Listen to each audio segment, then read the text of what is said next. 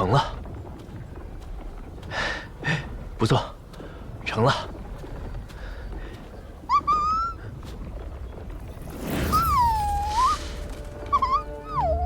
难道是步骤错了？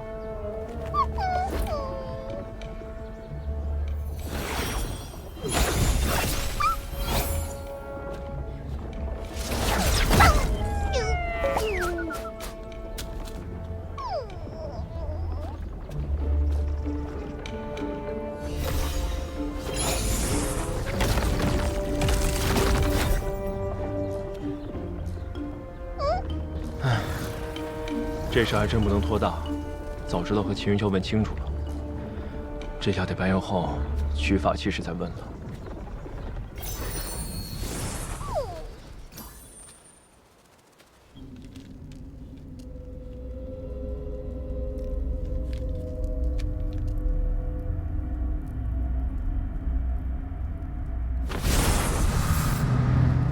叶飞，你当初既然诈死，就该一辈子隐姓埋名，何必再联系什么救母？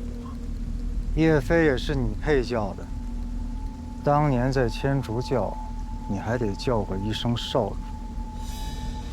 好，就当顾念旧情。只要少主肯将早年偷出的大眼诀第一卷交出，我可为你在教主面前说些好话，饶你不死。大眼诀第一卷。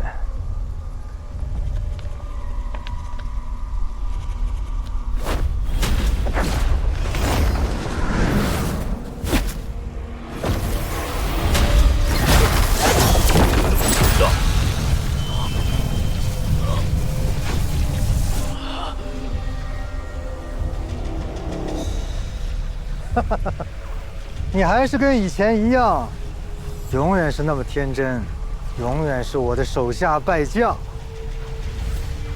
刚才他说千竹教，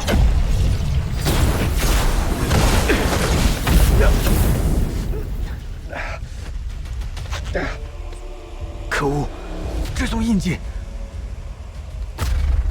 什么人？出来！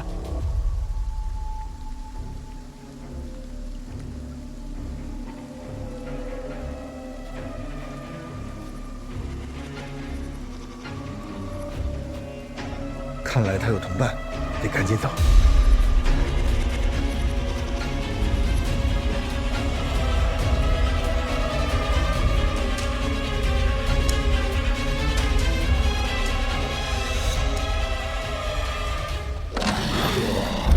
什么奇怪的东西？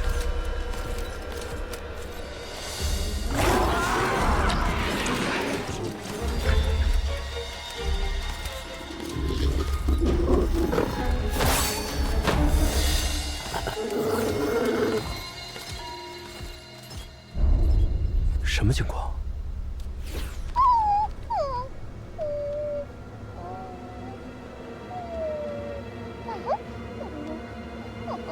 死了？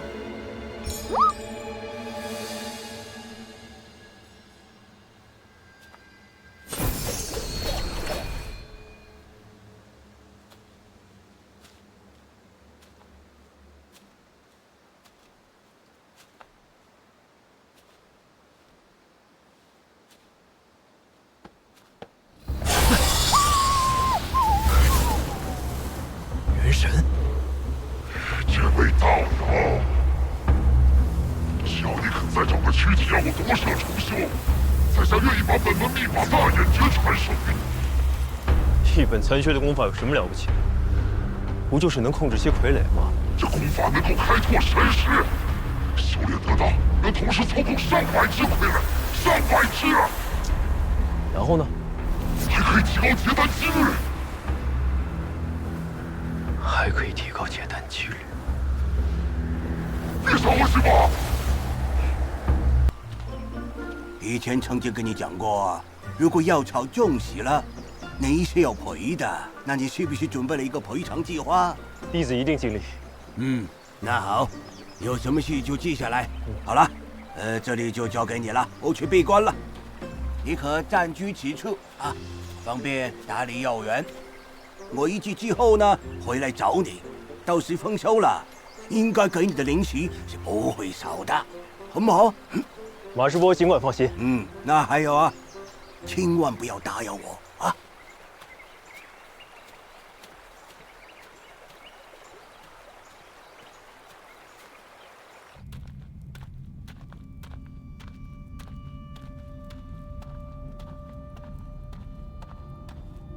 叶师叔，叶师叔，这老不死的一大早去哪儿了？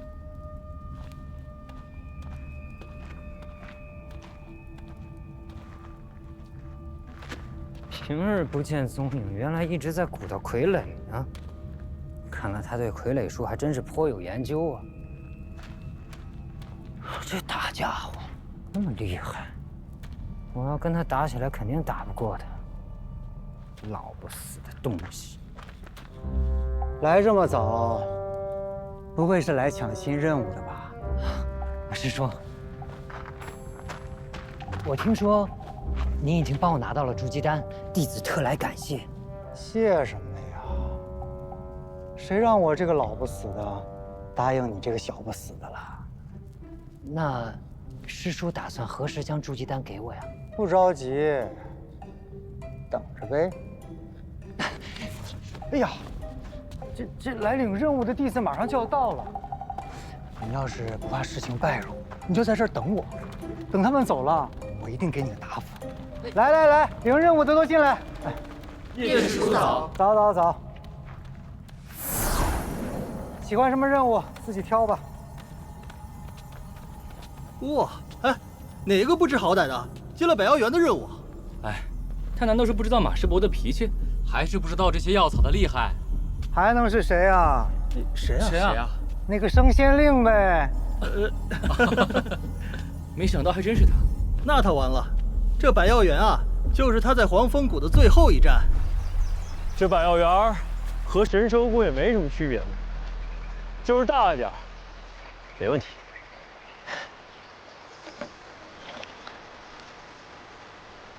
交根不交叶，要晒满4个时辰的太阳。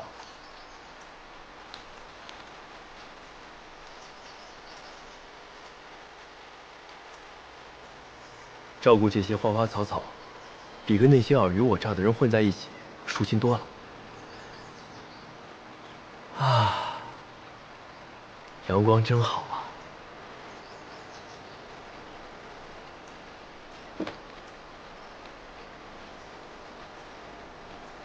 你们就多吃多长，多多开花结果，寒力转灵神大计，就都靠你们了。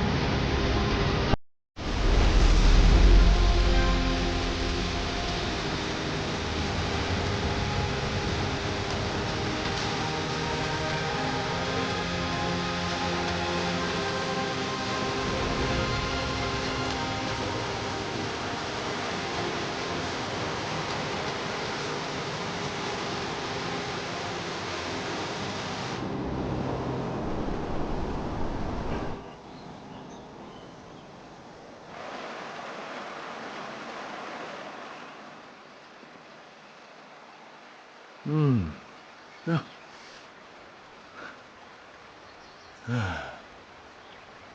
本来你接了百药园的任务，哼，我还担心你是被那老叶哄骗。现在看来啊，哎呀，你不仅医术了得啊，你这种植灵草也很有一套。不错，哼。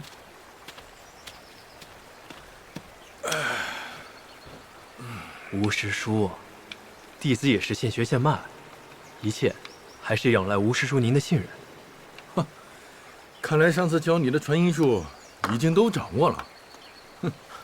哼，我走了。哎，还没完呢。还有啊，啊，来。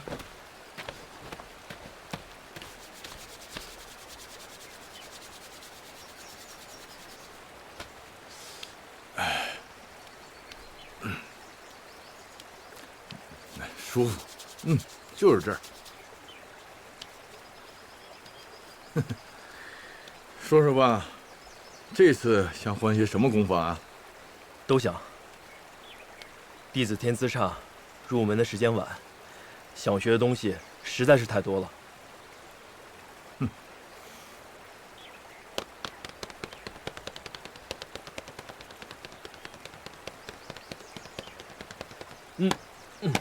好了。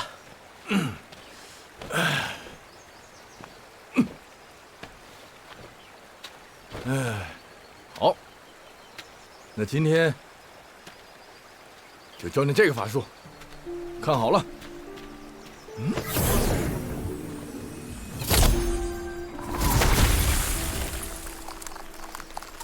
这叫冰冻术。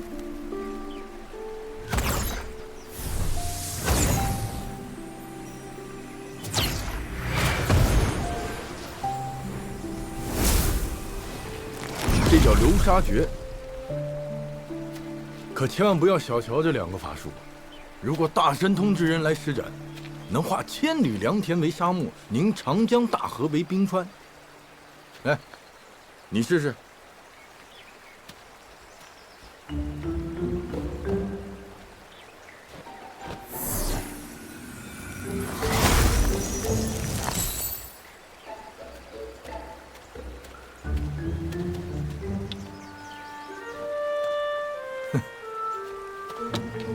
第一次这就不错了，不要着急。法术威力的大小，本来就是要看施法者能力的深浅和熟练程度而定。你灵根虽差，但贵在勤勉，假以时日，定会有所成的。谢师叔。我走了。我这个下次什么时候再来？师叔常来。好。功法还要勤加练习啊！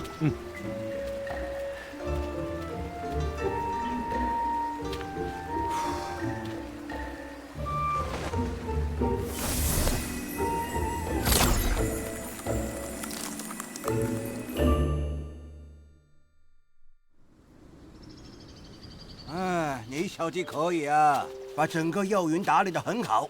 哎，全靠您的打理心得。我不过是一葫芦画瓢，再加上天空作美，才能侥幸有一点成果。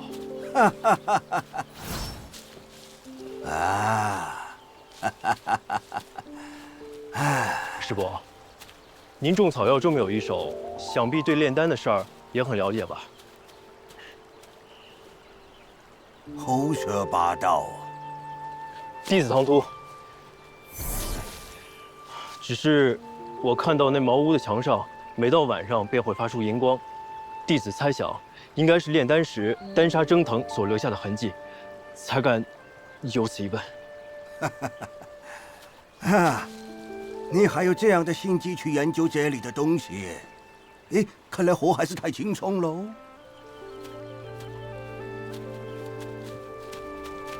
师伯，可否给弟子几张丹方？实不相瞒，我也想试试自己炼丹。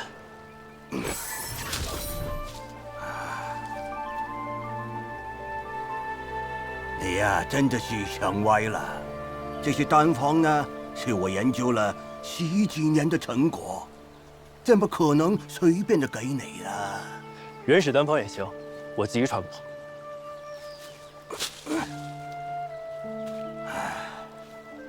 啊，验马归验马，药园的考核顺利通过了。不过药园之难不在一时，而在坚持。以后我会每半年来一次，你好好守住药园，干好了，零食就够你去买任何的丹方了。谢师伯。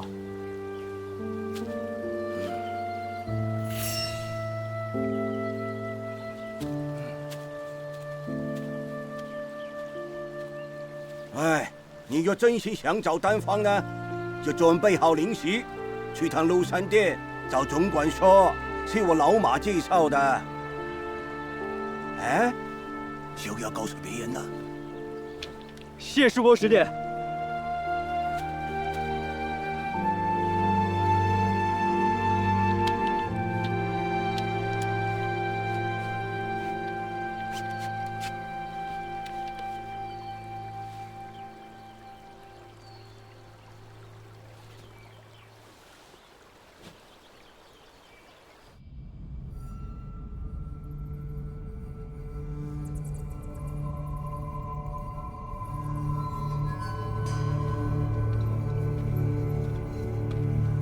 这是鹿山店，没有零食就敢随便闯入啊！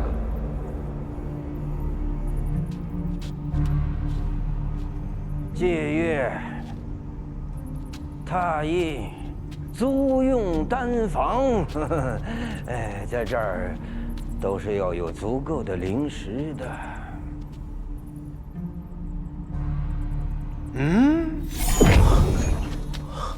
竟然是诸暨重启。我知道你是谁，我是圣仙令韦灵根。师伯见笑了。来，别叫我师伯，我不爱听。我姓许，叫我老许。许老，老许，许师伯，老许，来。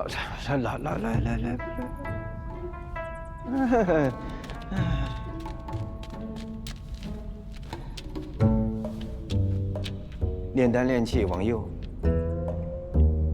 右，你的右。茶叶点击往左。啊，一个时辰一块零食，记住了，这儿的东西不能随便带出去。弟子谨记。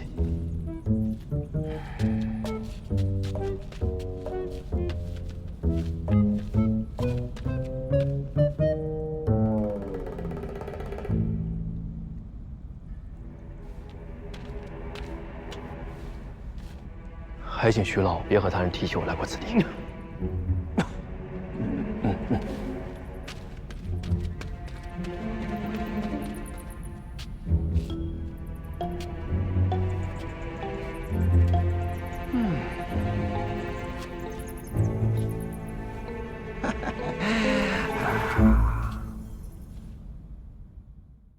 捕捉之术第8种，千火镜。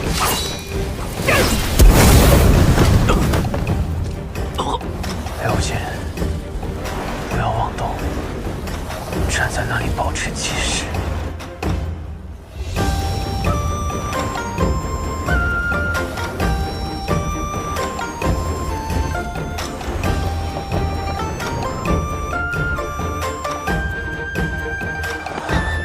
萧瑟，萧瑟，没事吧？萧瑟，萧瑟，萧瑟，离开这儿。香长师姐，咱们这样跑下去也不是个办法呀。这附近就没有雪月城的盟友前来助阵吗？我自幼就很少离开雪月城，和江湖上的人也没打过什么交道。莫说是寻盟友了，我连雪月城有些什么盟友都不知道。那怎么办呢？有了！啊！阿爹临走前给了我样东西，有了它，这附近的盟友自会前来相助。这什么呀？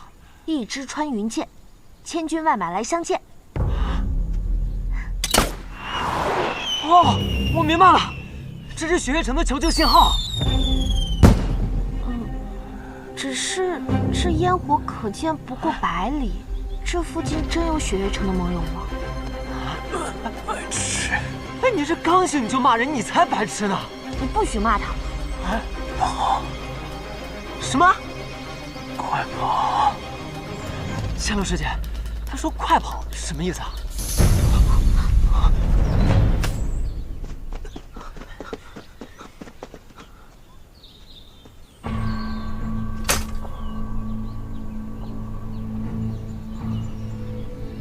有人先一步把他们劫走了。这附近有雪月城的盟友吗？剑心种。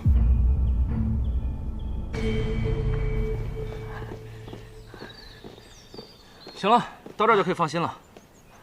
剑心种外设有奇门阵法，寻常人根本进不来。多谢两位兄弟了，敢问两位兄弟尊姓大名？何去？何从？好特别的名字啊！没时间寒暄了。放心吧，适逢华山一正在剑心种中采药，我这就送他过去。哎，这位雷兄弟啊，不如和我去一趟剑阁吧，老爷子应当想见你的。老爷子是谁啊？笨啊！老爷子当然是剑心种的种主啊。种主？嗯。哇，这好多剑啊！这儿真是比雪月城藏剑阁还威风呢！哎，对了，明轩师兄，你为什么会出现在这儿啊？我是来剑心种办点事儿。哦。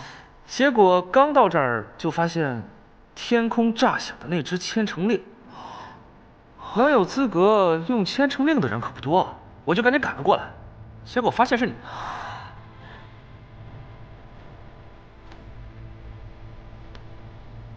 哎呦我去！快来啊！这柄是麒麟牙，是麒麟剑手吕修西的佩剑，剑谱上能排第16。哦。麒麟牙杀性太重，你若真想碰它，那么很有可能受伤的是你自己。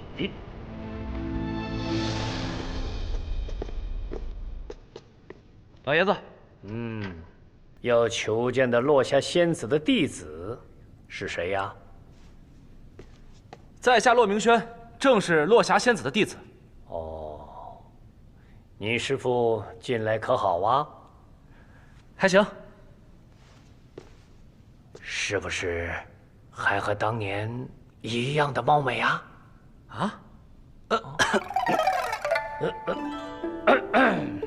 那个，你要的剑，老朽已经给你铸好了。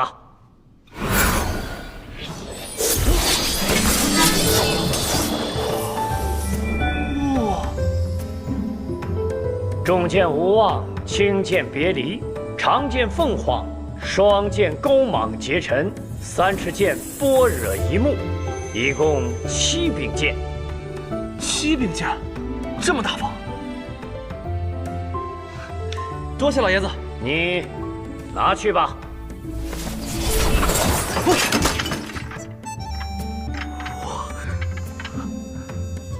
至于你嘛，好像看着很眼熟啊。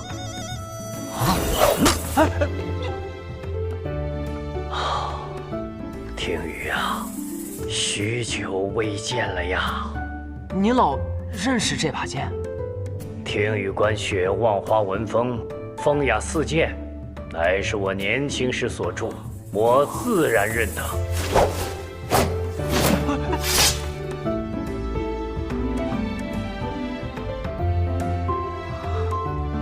风雅四剑是您所著？那莫非您是李素王？哎，等，您不是已经死了吗？你才死了呢！我不过是20-30年没在江湖上露面罢了，谁说我死了？那这个江湖上面说，剑心主的种主现在是李素王的弟弟李素臣。哎，这个江湖传言也不可信啊。外公，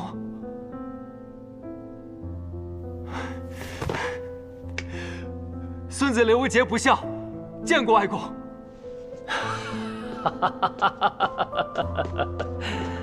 快快起来，快快起来！剑术有成，便不算不孝。你既然得了这把天羽剑，想来是见过你姐了。好。唉，你姐啊，才是真的不孝啊！她明知道我一个老头子在这剑心冢里面孤苦伶仃的，也不来陪陪我。你说，我又没有非得逼着她，让她当这个剑心冢的冢主，她那么怕我干什么？这天羽剑就算是对她的惩罚，我没收了。啊！莫急莫急，今天晚上啊，你来剑阁，我再送你一把更厉害的剑。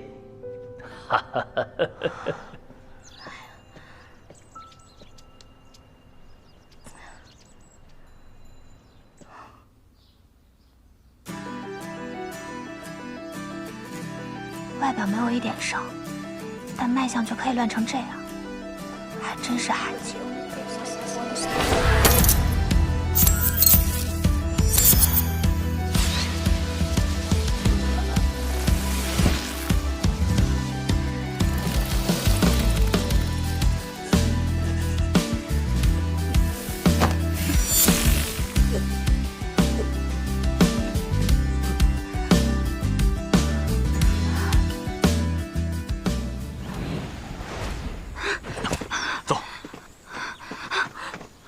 叶姑娘，你没事吧？没事，我就是有点累了。脉象怎么会如此之乱？他们要来了，我们快走。我们已经到了。师叔，随我回去。你要忤逆师门吗？可我偏偏有2个师门，但你姓唐，为何非要如此？难道唐门真的要做叛蒙背义之师吗？这不是你该想的事情。身为唐门子弟，你只需要懂得遵从。可百里师傅告诉我，凡做事之前，先问本心。够了，唐林，你姓唐，唐门的唐。当初是你们送他去血月城，如今却要斩断他与血月城的关系。百年世家，先求唐门，就是这么对待门内弟子的吗？唐莲，我再给你最后一次机会。你可是唐门这一辈最优秀的弟子，我希望你不要做出错误的选择。唐莲，叶姑娘，你赶紧走，找到最近的冰崖，走。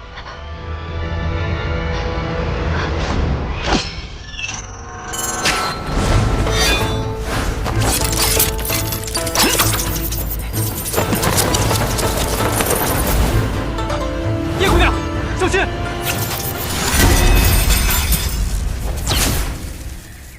好久不用这类武功，都快忘记叫什么名字了。自在心中生功。对，就是这个名字。叶安石，在天外天我叫叶安石，如今再回中原，还是叫我吴心吧。多谢大舅。我当是谁呀？上回放你回到天外天，这次你竟然还敢跑回中原？放我回，就凭你？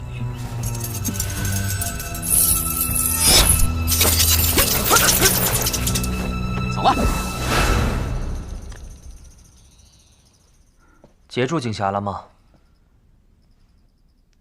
今日得到消息，暗河苏家家主苏沐雨和谢家家主谢奇刀合力阻止李寒一北上，但李寒一看穿了埋伏，最终突围而去，目前行踪不明。看来暗河已经动手了，老九也太擅作主张了。唐门三老呢？那3位老爷子原本不想露面，可那时李寒一已经突围而去了，他们迫不得已现身，也没有追得上。至于唐门为何会和暗河联手，我猜是九皇子在动身之前就已知晓了唐门，他们知道殿下与九皇子的关系，便以为这是殿下下的命令。老九为何会如此确认暗河会和他协作？因为九皇子他冒充了一个人。谁？萧楚河。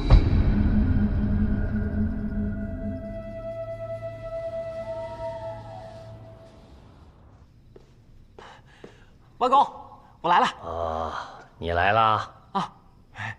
外公要给我一把什么剑？当然是世上最好的剑之一啦。最好的剑之一？莫不是在剑谱之中？来，你看看这两边的剑谱，10大名剑，乃是当今世上最好的剑。你看看，这剑谱第10，无忧，其剑银白如玉，剑身修齐秀丽，不似人间之剑，隐隐有飘然的仙风。现传人不知。这剑谱第9，霜雪，其剑乃是雌雄双剑，秋之霜，冬之雪，单剑平凡，可是双剑合璧，却有神威。现传人不知。这剑谱第8，皓阙，其剑可称得上人间正气第1剑，浩然正气，可斩千魔。原北离大都护所佩之剑，现藏于天启城的天剑阁，由剑奴守之。这剑谱第7，洞千山，其剑的剑气是浩瀚无比，一剑起动千山，起万朝。这10大名剑之中，唯一当世铸剑师所铸之剑，现传人不知。这剑谱第6，青霄，其剑乃是望城山的镇山之宝，历任掌门所佩之剑，现传人为望城山掌教赵玉珍，位列5大剑仙之玄剑仙。你再来看看这边，这剑谱第5，破军，其剑钝而厚重，非天生神力不能无，称王霸之剑，现为怒剑仙严战天佩剑。剑谱第4，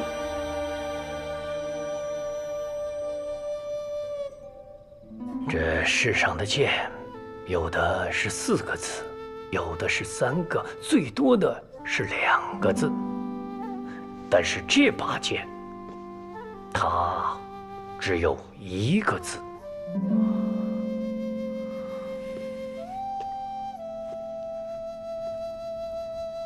心。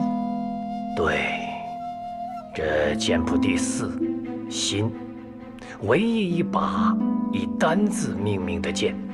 这剑可通灵啊，它与剑主心意相通，剑意纯粹，可断凡剑剑意。其剑为剑心中历任传人所佩之剑，现传给雷无节。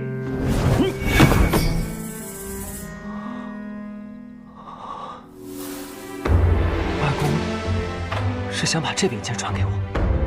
这把剑本来就是你母亲所佩之剑，现在由你来继承，那也是理所应当的嘛。不过，有人认为，剑是剑，人是人。比如你姐姐，她不愿意接过这柄新剑，却偏偏跑到那个昆仑去求什么铁马冰河。但是有人觉得，剑即是心，心亦可作剑。比如你的母亲。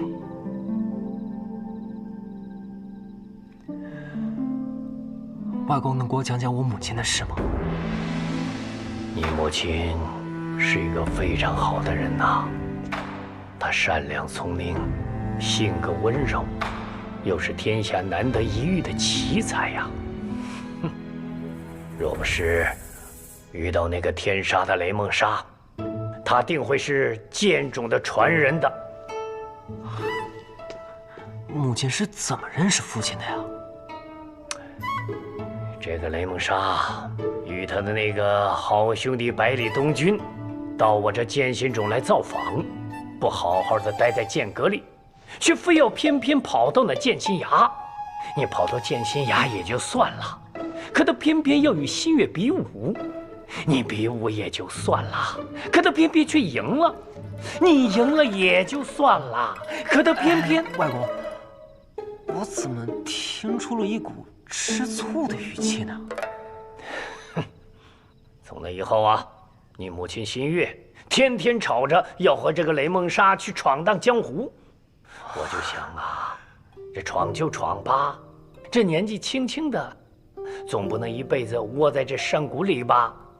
更何况这雷梦莎也是一表人才，又是世家子弟，于是我就答应了。哎呀，这些年啊，我真是后悔呀！我就问我自己，我为什么要答应呢？我就应该把他给留下来。哎，小子，你说说，如果当初我要是留下来的话，那是不是跟今天就不一样了？是，那就可能没有我了。哎，你这个臭小子啊，你的性格怎么跟你父亲是一模一样啊？一副子没心没肺的样子。外公，你不是还有我和我姐吗？我们会经常来看您的。看我可以，打我剑的主意不行。外公，你自己说要把信件传给我的，你可不能后悔了。哈哈哈！你个傻小子啊！这把剑可不是一般的剑呐，就算我要送你，那也得看它应不应你呀。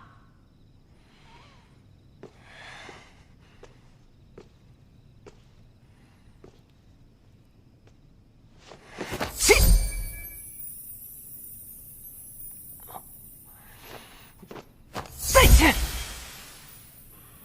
哎，小子，你不要总想着如何控制这把剑，你呀，要用心的与它交流，它才会回应你的。再试试。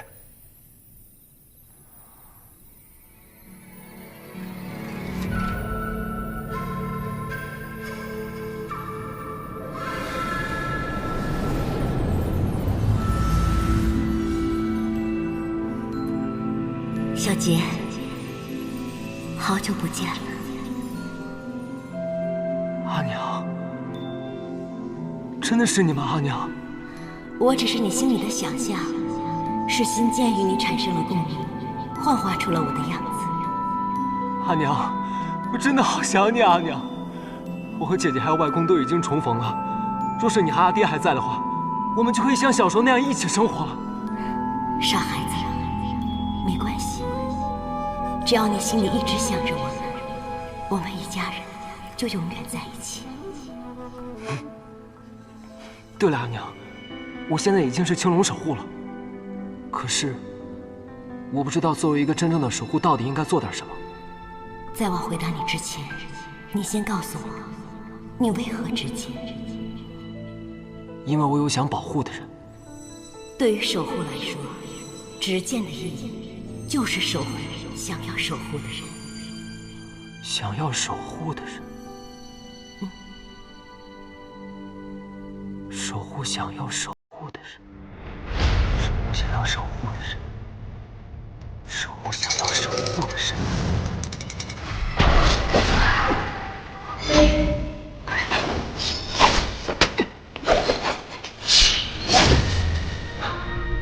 好，时隔10年，这把仙剑终于有了自己真正的主人了。守护想要守护的人。阿娘，放心吧，孩儿定不负使命。小子，听说你躲了1夜的追杀，赶紧回去休息吧。明天一早，再试试这把仙剑的威力。外公，你这剩下的剑你都还没讲呢。虽然说剑谱前3甲我已经听过很多遍了，不过呀，从天下第1铸剑师的嘴里讲出来，那还是非同凡响的。好，我就应了你。来，这剑谱第3，铁马冰河，其剑乃是世间极寒之剑，原封在昆仑之巅，曾为绝世昆仑剑仙所有，现为雪月剑仙李寒衣所配。阿杰可真是厉害，不继承新剑，去继承那把更厉害的。哎！我说你这个臭小子啊！既然有了新剑，就应该说新剑是最厉害的。咱们能输给阿杰，不丢人。这剑谱第2大明朱雀，其剑为无双城镇城之宝，现藏于无双的剑匣之中。这剑意锋锐，出剑必见血可翻，现为无双城的城主无双所有。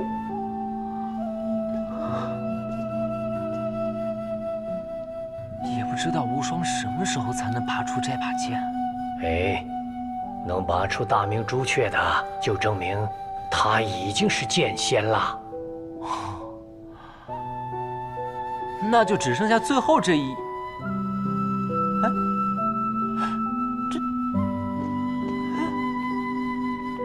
外公，这最后一柄剑怎么是空白的呀？我告诉你，这剑谱第1，天斩，天下第1剑，天道之剑，非天命之人所不能持。现供于钦天监，有国师齐天辰守之。这天斩乃是开国皇帝留下来的神剑，已经有几百年未曾现世了。我虽然是剑心中的种主，我也没有见过此剑，自然也就画不出来呀。这几百年都不现世，他不会都锈了吧？不会的，不会的。像本朝的开国皇帝那般的天命之人，又岂能是那么容易便出现的？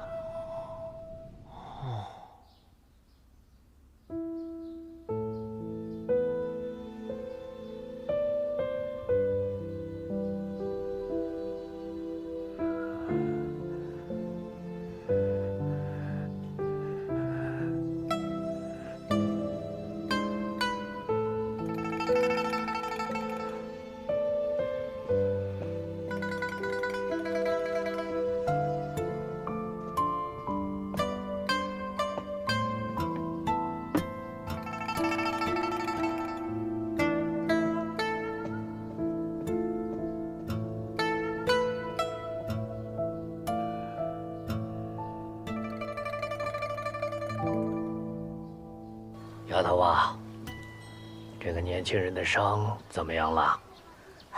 他的问题啊可就大了，他的隐脉受了重伤。世人皆知显脉乃是指奇经八脉和12经长脉，还有15络脉。但其实人亦有隐脉，因为人的内里便是藏于这隐脉之中。此人隐脉受损，不能用武，但是我能感觉到他的隐脉中有股可怕的力量。如果这股力量反噬，那么他就会陷入很危险的境地中。他之前应该遭遇过了一次反噬，只不过这次反噬并不严重，所以只是有些气虚，补一补就好了。但是以后嘛……怎么，还有我的小花锦看不好的病吗？你别说是我，就算我师傅来了，估计也医不好。至于我那个3心2意的师兄，怕是也医不好吧？你是说那个枪仙司空长风吧？师傅说啊，若是师兄只注重医道，那么这天下间便没有他治不好的。可是师兄又学医又练枪，还跑去当什么城主，这般3心2意还怎么学医啊？你倒是专心钻研医术了，跑到我这剑心冢里采了1年的药材。我诱惑了你几次跟我学剑，你都不肯，怎么就没有看到你把他给医好啊？我还小嘛。还小，强词夺理。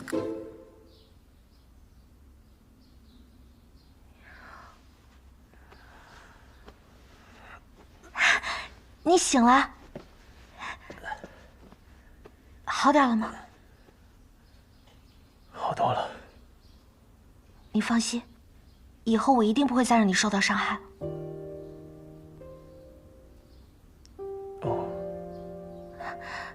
先把药喝了吧。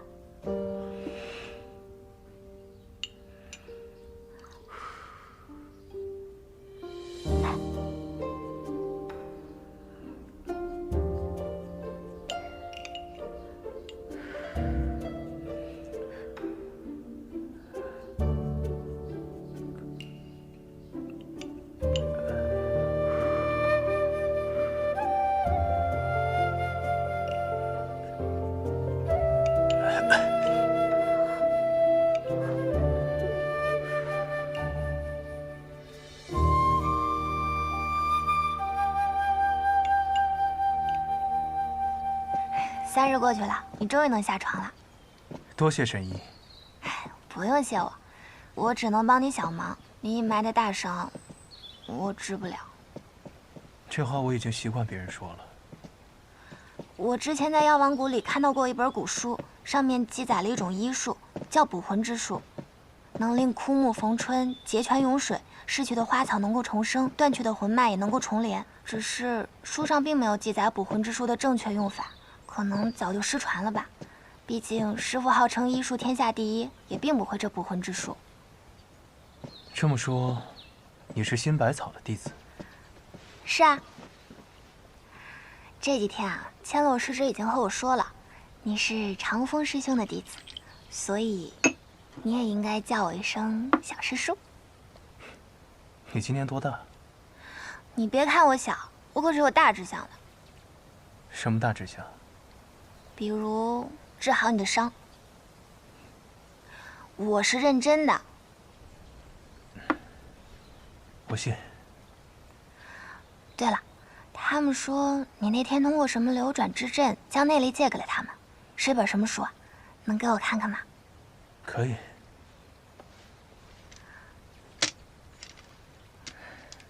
此书乃是如剑仙谢轩所写，修炼此中功法，可以慢慢修复阴脉。真是本奇书。你要是想，就请你多看几日。不用了，我已经都记住了。想不到小神医竟还是过目不忘的天才。但是你那个姓雷的小兄弟可不能再等了，他每天着急想要出种去那雷家堡，还说如果去晚了就要被姐姐一剑给杀了。什么姐姐啊，这么凶？天下前5的剑仙，你说凶不凶？不过他既然这么着急，那我得去拜访一下李种种。萧瑟见过李种种。你的身体好些了吗？好多了，多谢种种相助。哎，这都是华锦的功劳，老朽也没做什么，只是没有想到我能够在此与你相见呐。对了，你对暗河的追杀有什么想法吗？暗河向来是不死不休，如果是专程为了杀我们，那应该派出更强力的杀手才对。怎么，苏昌黎还不够强吗？我们之中最有可能是目标的人就是我。若是请东暗河为求稳妥，应该请出纸伞鬼苏沐雨这样的高手。所以我估计，这里面应该是另有阴谋，或许跟我们此行的目的地有关。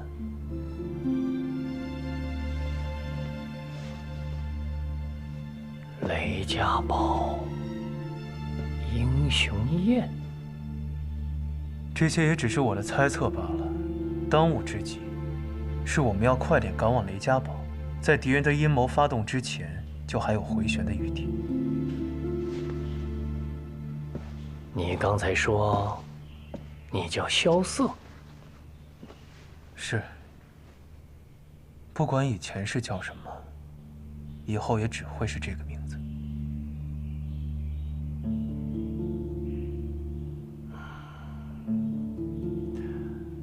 暗河的那些人惧怕我剑心虫不敢硬闯，但也未必会离开呀。今天晚上我就去击退他们，明天一早你们就走吧。怎敢劳烦种主亲自动手？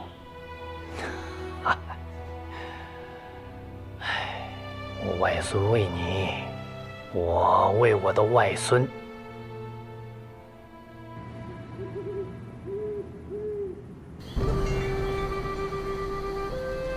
真是个大好杀人夜呀！你在担心剑心种帮助他们吗？那何去何从二位护剑师我们见过，单凭他们二人的剑术，与你相差甚远，不足为惧。除了他们，剑心种还有别的高手。啊？别的高手？谁？剑心有月，睡梦杀人。李新月已经死了很多年了。李新月是死了，但是心剑未绝，教他剑术的那个人也依然在。那人是谁？天下第一铸剑师，李素王。巨剑腾空，天下第5名剑破军的仿剑，乃是我年轻时所铸，也是许久未见了。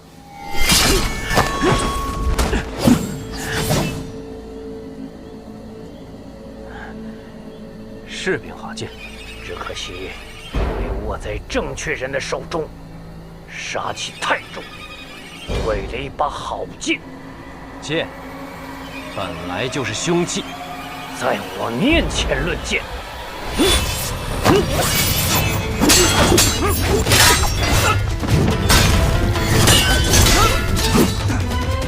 外公，外公，我自己的事情自己了，您不必替我说道。此人不好对付。我遇到不好对付的人多了，你看我不活得好好的吗？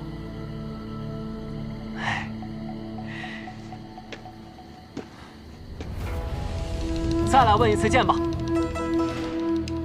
我有一剑，剑仙李寒一所传，名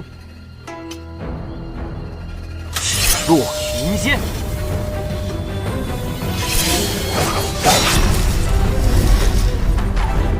心剑，好。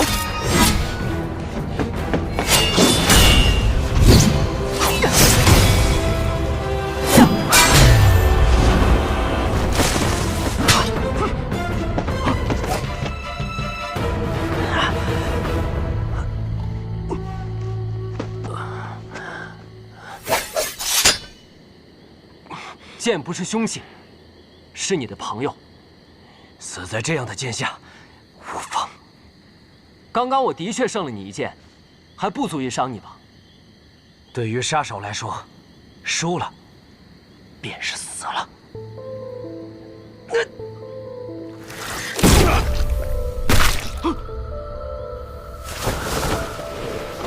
又是傀儡。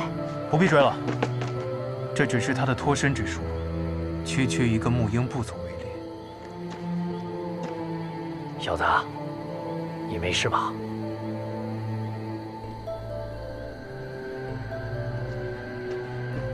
刘不邪，哎，喂！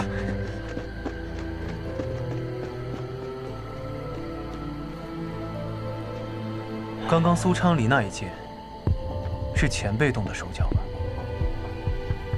是的，就是刚刚我和他对的那一剑，我已经把他的真气给击得混乱了，可是他却感觉不到，所以在和小杰对阵的时候，他还误以为自己躲过了那一剑，最后偏离了1寸，被震断了心脉。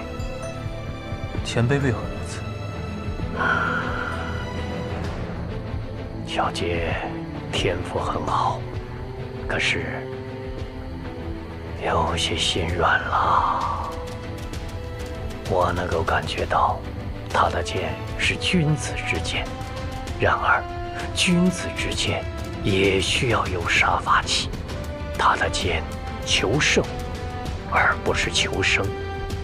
这江湖险恶，这样的剑会活不长久的。我不愿杀人，人却要杀我。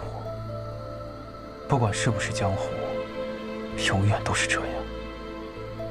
前辈的担心我记下了，还请把雷无节放心的交给我。若不是为了你，我也不会迫使小杰做出这样的事来的。前辈什么意思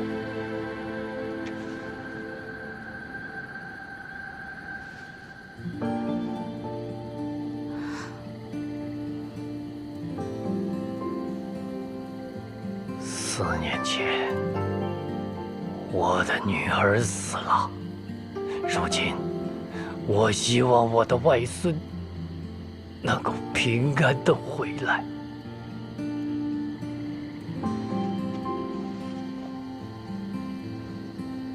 萧瑟记下了。救命之恩，萧瑟永世不忘。若有缘，再来求见。等一下，这个给你。什么东西啊？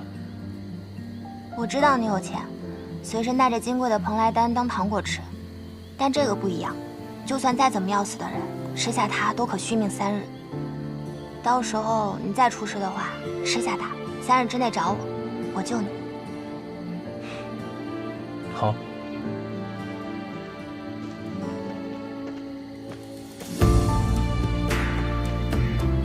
那萧瑟是什么人？你怎么向他鞠躬啊？他说他叫萧瑟，不再是以前的那个人了。但是有一点是不会变的，他姓萧。只要他姓萧，那么他所做的那些事情，就永远不会有结束的一天的。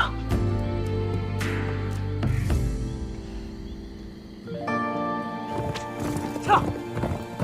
跳！跳！跳！跳！跳！跳！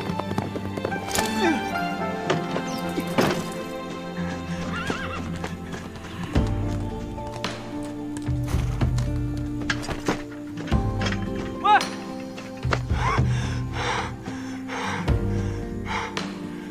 我要不要过去？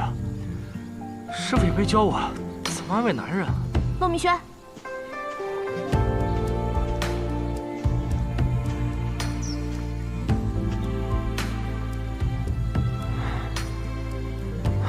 你不用担心我。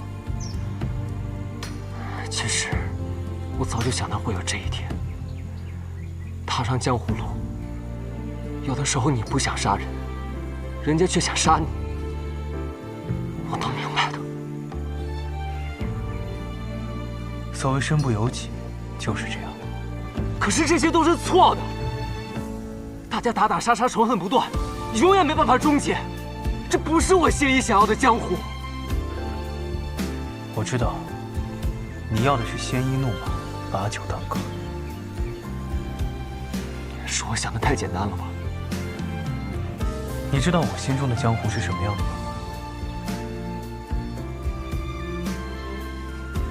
我曾经以为，江湖跟朝堂一样，只有无尽的野心。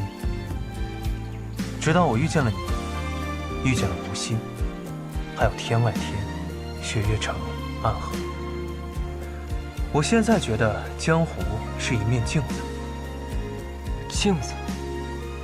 人在面对镜子的时候看到的是自己，面对江湖的时候看到的是自己的内心。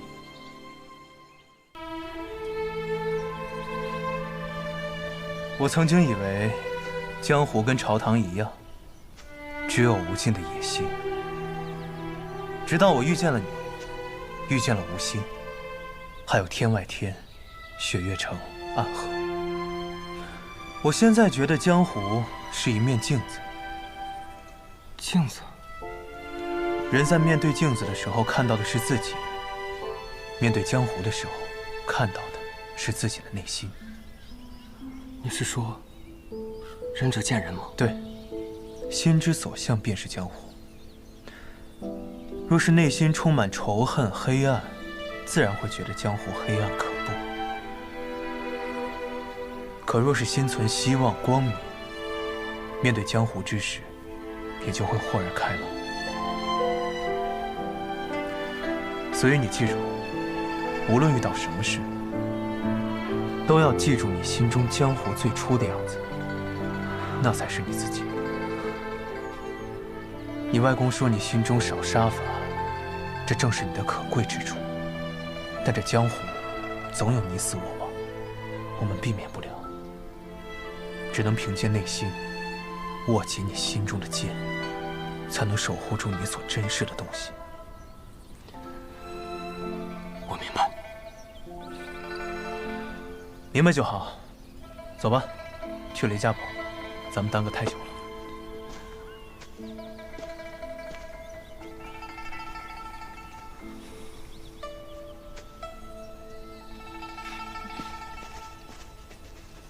师姐，明轩兄，让你们担心了。哎，不用跟我们道歉，好好慰劳一下你自己的马吧。骆刺猬，你跟我们一起去雷家堡吗？不是，什么刺猬？你看你这样子，活脱脱就是一个人形刺猬嘛。啊，那我就当你是嫉妒我了啊。行了，我不跟你们去雷家堡了，这师傅还等着我，回去晚了又骂我。哎，诸位，接下来的路靠你们自己了，保重。保重。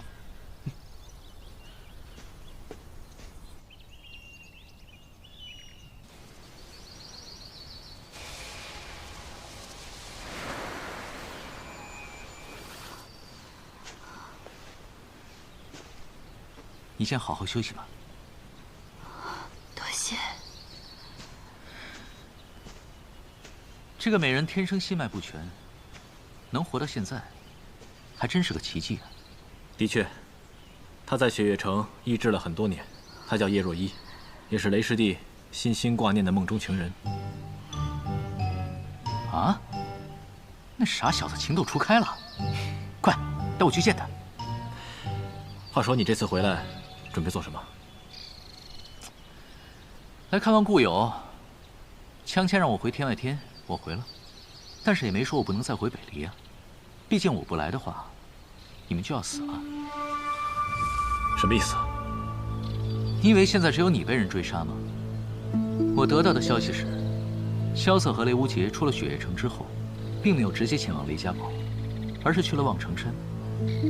他们下山之后，行踪便消失了。我循着踪迹而来，却只找到了这个。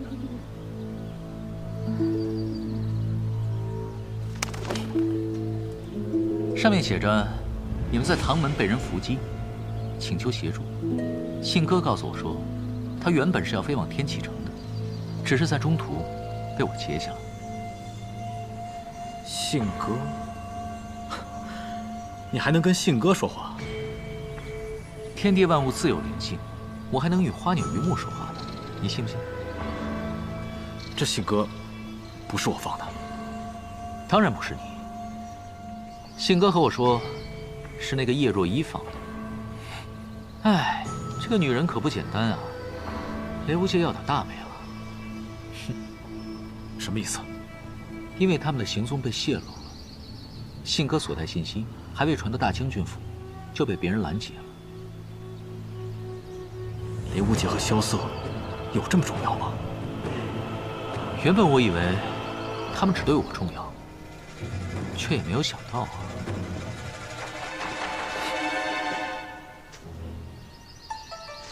明侯，你们是一伙的。是我让他来这里接应我们的。他神志已失，但杀手的敏锐还在，你不要轻易靠近他。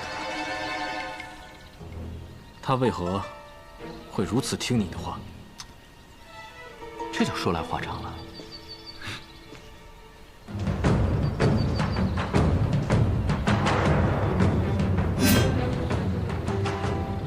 这是好强的气场！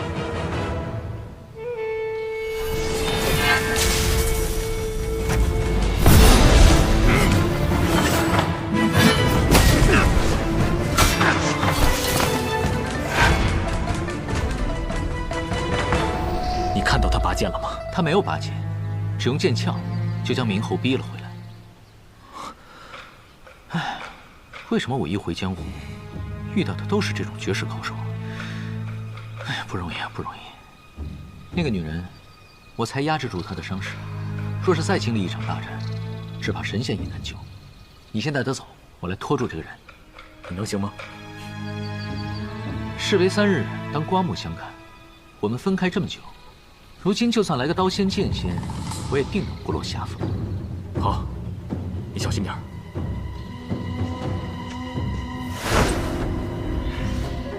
前辈，你的对手是我。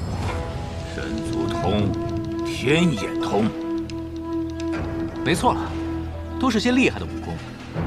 还有这个，叶鼎之的大家业长。我知道你是谁了。我也大概猜到了你几分，但是要看过了你的剑，才能确认。那要看你有没有这个资格。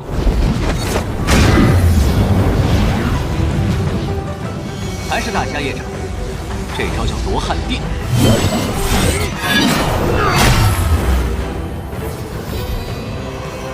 罗汉定身，就算是佛陀也定不住我的身。你不是想看我的剑吗？今天我就让你好好看看。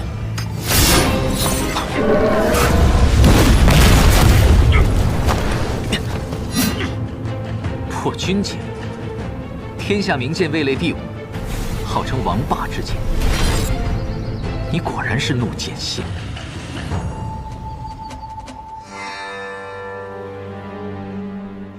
老太爷，怎么一个人回来了？唐莲呢？天外天宗主叶安世救走了唐莲。哼，什么天外天的宗主，不过是一个10几岁的孩子罢了。同是一辈的弟子，你不如连月太多。是。唐莲走了就走了吧，只是这个女孩子是个麻烦。大将军叶孝英惹上这样的人，以后唐门的路可不好走了，只能寄希望于我的一位老朋友了。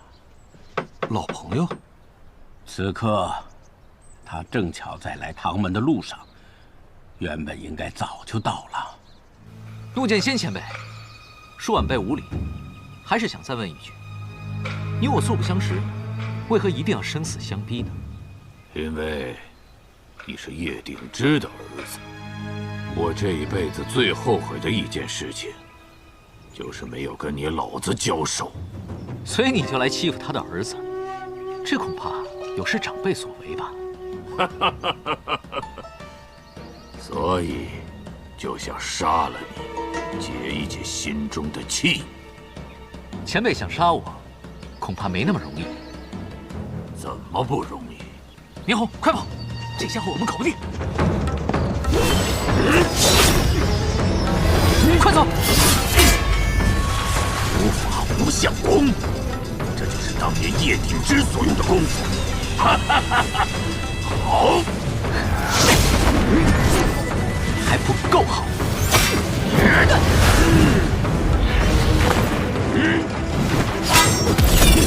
死吧！